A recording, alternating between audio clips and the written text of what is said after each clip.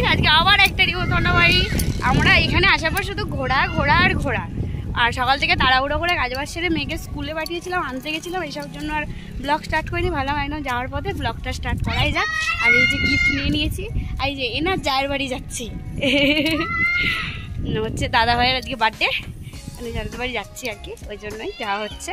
আর একটা বান্ধবী সেখানে আসবে, রেডি হচ্ছে। আর ওই যে বাচ্চা কাচ্চা ওখানে যাচ্ছে, চলো ওখানে গিয়ে কথা হবে।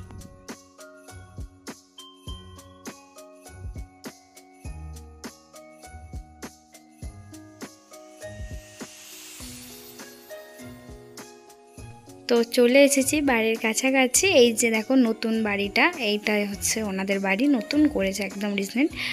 আর হচ্ছে আমার মেয়ে দেখতেই পেলে এখানে আসার পরে সত্যি খুব খুব খুশি, হ্যাপি আছে জানো তো। বাড়ি কেউ ব্লগ তো করে দেবে না, ওই জন্য নিজে নিজে এই যে দেখো, এই যে বাড়ির সামনে, আর ওই যে একটা ব্লগার ব্লগ করছে।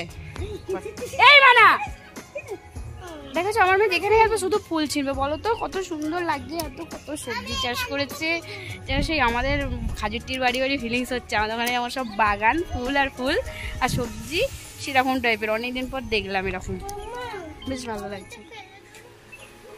ও বাবা রান্না করে রেডি করছে, আমরা এই আসছি মাগো।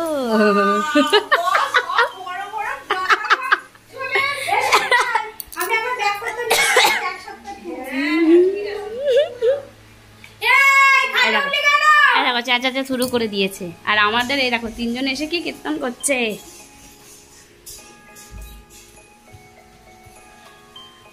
আলমারিটা ভালো লাগছে তো। একদিকে এ হচ্ছে সুস্মিতা, মানে যে দাদা ভাই, ওনারা 3 না 4 ভাই, তো উনি হচ্ছে ছোট বউ। আর শিল্পীদি হলো ওদেরই পিসির মানে ছেলের বউ আর কি। তবে ওরা সবাই নিজেদেরকে ভাই ভাই এরকম টাইপের দেখলাম, খুবই ভালো বন্ডিং।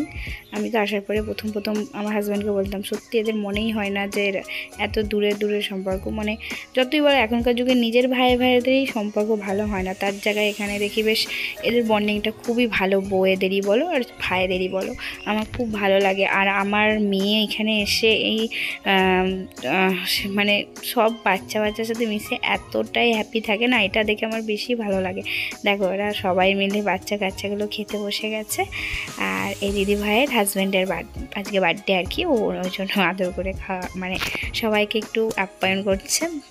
ভালো লাগে এগুলো, আমারও ভালো লাগে। আর শিল্পীদি কেমন ঢং করছে দেখো। তারপরে আমাদের বার্থডেটা দিদিভাই খুলছে, বলছে যে দেখি গিফটগুলো আনবক্সিং করে নি। হ্যাঁ আমরাই আবার জোর করে বললাম খোলো, আমি আর একটু ভিডিও করি।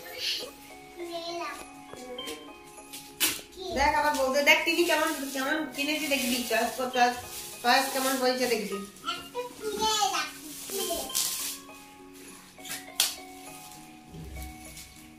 ইয়া ভিডিও সেই ভিডিও লাগিয়ে দিচ্ছে। ওয়াও খুব সুন্দর হয়েছে। আর গণেশ ঠাকুর ঘরে রাখা ভালো, মানে গণেশ ঘরে রাখা ভালো। আমি ওই জন্য সেই গণেশটা দেখেই আমি আগে আমার কিনে নিয়েছি।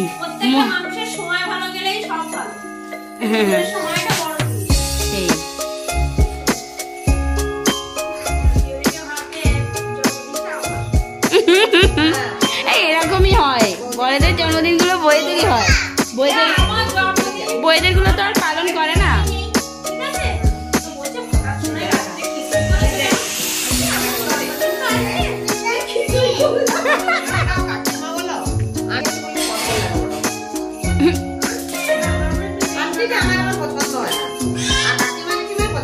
আমি মাসিমা বলবো তোমাকে কালকে থেকে।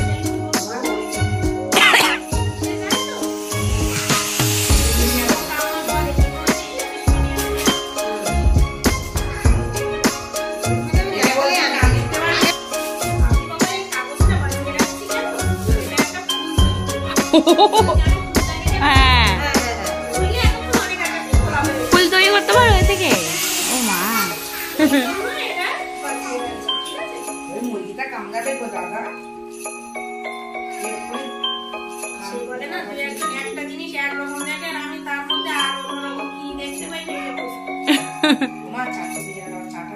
খায়া মানে কি দারুণ দেখতে রে, খুব সুন্দর দেখতে, কাছের মধ্যে খুব সেটা দিয়ে দিল। তো গিফট টিফট খুলে ফটো ফ্রেমটা আমি দিয়েছি আর ঘড়িটা সঙ্গীতা দিয়ে দিয়েছে। তারপর বাড়ি চলে আসছি টুকটুক করে, কিন্তু তারপরে আবার বারবার ফোন করছে, বিশেষ করে শিল্পীদি, ওনারাও আমার হাজব্যান্ডকেও ফোন করেছে। তারপরে যার জন্য আবার দেখো রাত্রে এসেছি।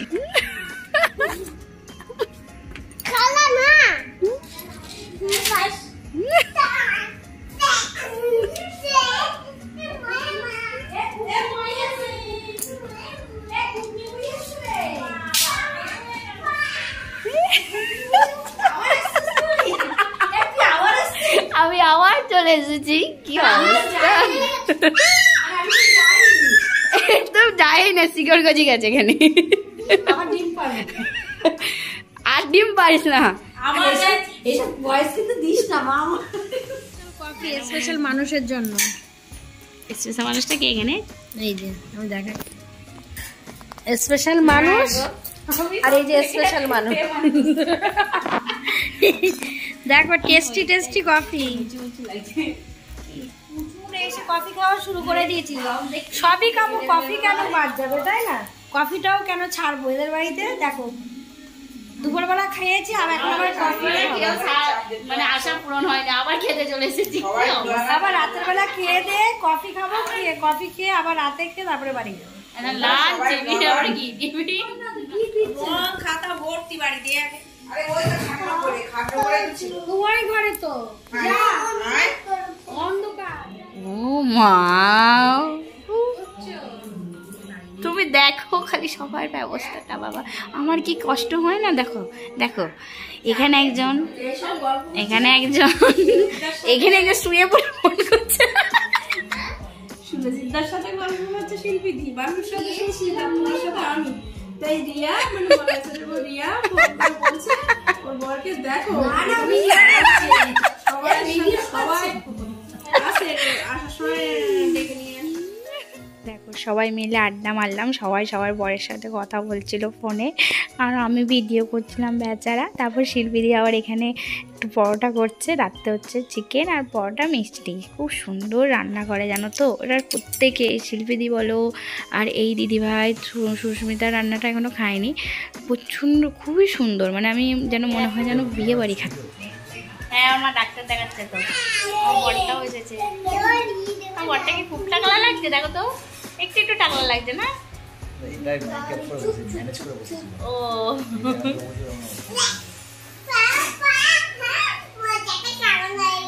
সকালবেলা আমি খেয়ে গেছি, আবার ডাকছে, আবার এসেছি, আবার এখন খাওয়াবে।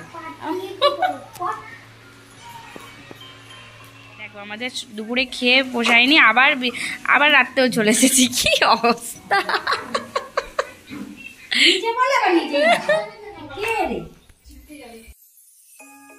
তো যাই হোক, শিল্পীদি আমার মেয়েকে খাই দিচ্ছে, আমার একটা বড় কাজ, আর ওর কাছে বেশ ভালোও খাই দেখি।